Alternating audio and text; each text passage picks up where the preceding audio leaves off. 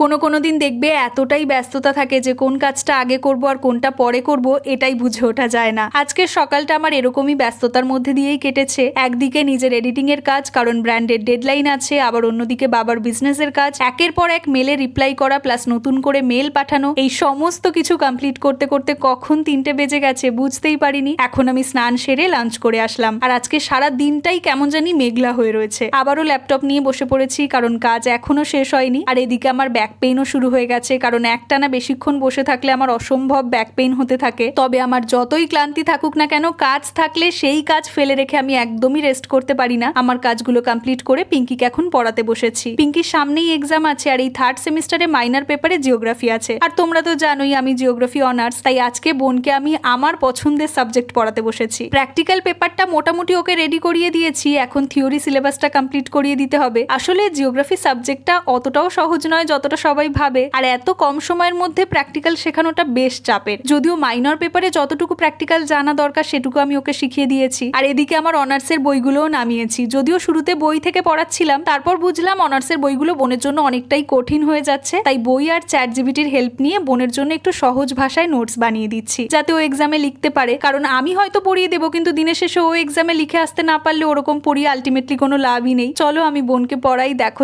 তোমাদের সঙ্গে পরের ব্লগে। বাই।